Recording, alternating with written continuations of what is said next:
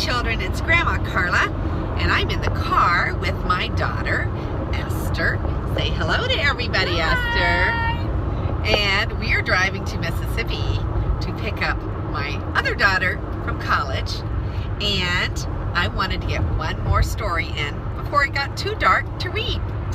So tonight, I'm reading to you Missionary Stories with the Millers, and I'm enjoying these a lot. I hope you are too. I'm reading more of these because my grandchildren have requested more missionary stories. So tonight we're going to read a story about Mama Lillian, and this is a story from Egypt. So I'm going to show you the map here. You see the dark country there? There's an arrow. That's not Egypt. The arrow is pointing to Egypt. And Egypt is in the continent of Africa. Mama Lillian. "Lady, you must take this baby," ordered the old Egyptian woman. "I don't want it. She's only a girl." Lillian, the missionary, stared at the old woman in dismay. Answering an urgent cry for help, she had come tonight to this poor hut just in time to watch a young Egyptian mother die, leaving her tiny, half-starved baby. The baby's tiny body was not much more than a skeleton already.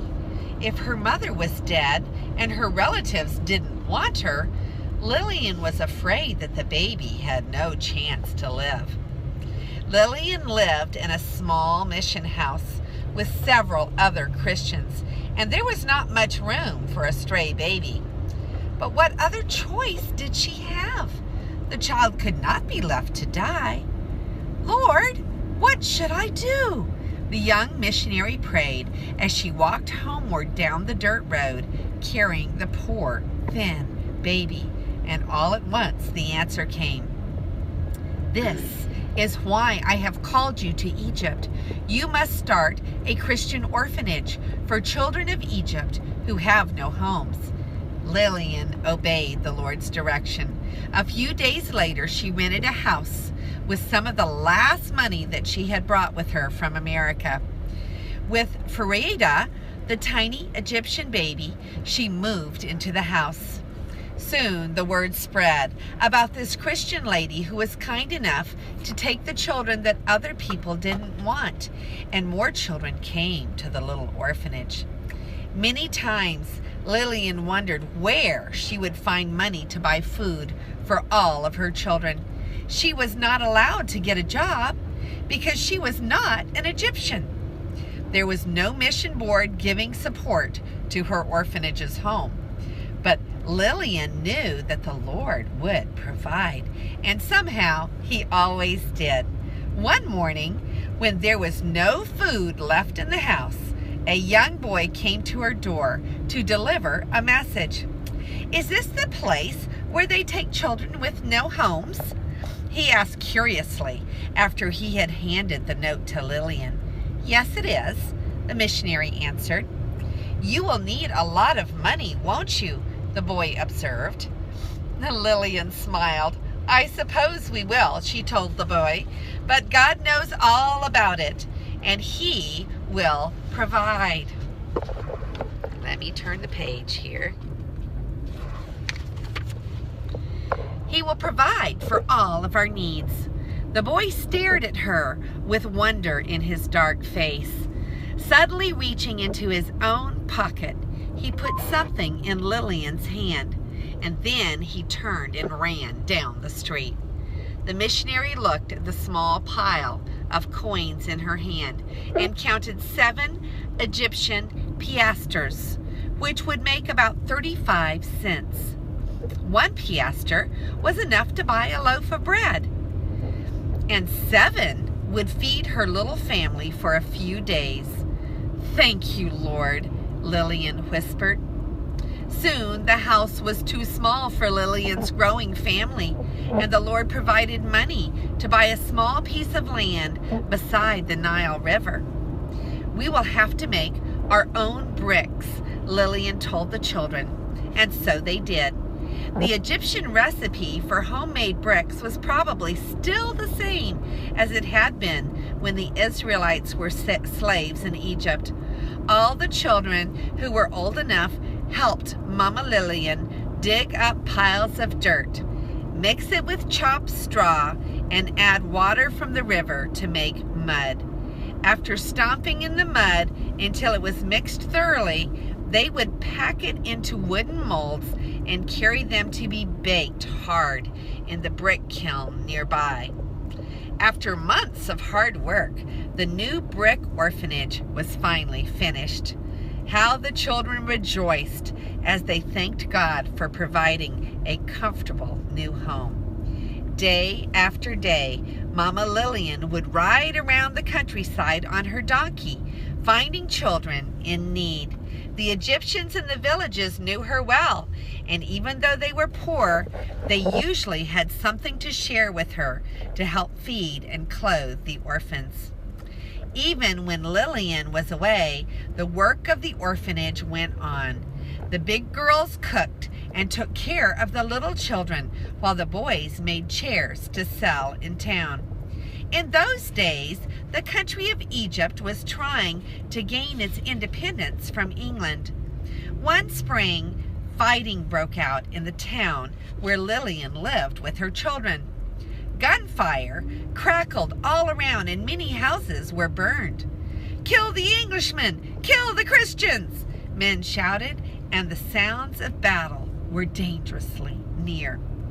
Mama Lillian calmly gathered her older children together. "Each one of you must carry 2 of the babies," she told them, "and we will go hide in the brick kiln."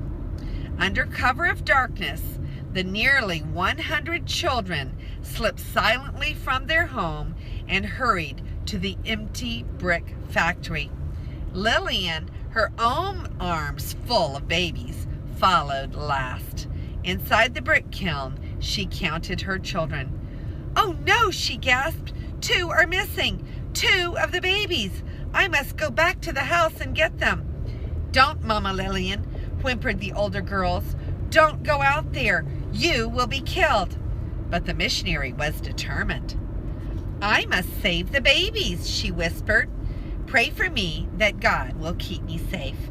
And she was off, sometimes running and sometimes crawling along the path to the orphanage.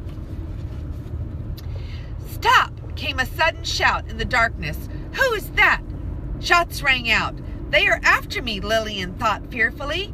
Dropping to the ground, she rolled into the ditch and lay still. Running feet pounded along the path as soldiers searched for her, the unknown figure that they had seen. Suddenly, Lillian realized that she was not alone in the ditch. Close beside her lay the crumpled form of a dead soldier.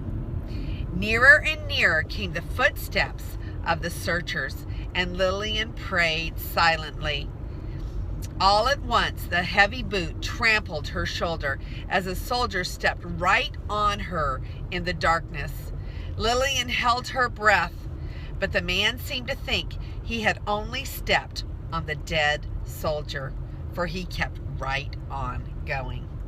Lying perfectly still, Lillian waited until the sound of boots and voices faded in the distance. Then cautiously hugging the ground, she continued. Quickly finding the 2 whimpering toddlers in their bedroom, she set out once more for the brick oven. "Oh, Mama Lillian, you're back! Thank God!" the older children cried out softly as the missionary sat down to rest on the earthen floor of the kiln. "Yes, God kept me safe as you prayed," the tired Lillian responded. "He is faithful." Now let's read our historical note before it gets too dark for me to read. Mama Lillian is the story of Lillian Trasher, an American missionary in Egypt in the early part of the 20th century. Her nighttime escape to the brick kiln happened in 1919. Later that year, Lillian had to leave Egypt, but she soon returned when the fighting was over and the work of the orphanage went on. In all, more than 8 8,000 children found a home at Lillian's orphanage where they were fed and clothed and taught to read the Bible. It is reported that every one of those 8,000 children grew up to be good men and women. What an amazing work a single woman went about in the land of Egypt so long ago.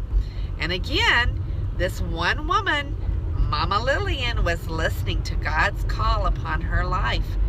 And God doesn't always call us to be missionaries. He might be calling you to spread His word by being a doctor right here in America or in the country that you live in. But we should be open to doing whatever it is that the Lord is calling us to do, just like Mama Lillian was. And this is Grandma Carla, and I love you.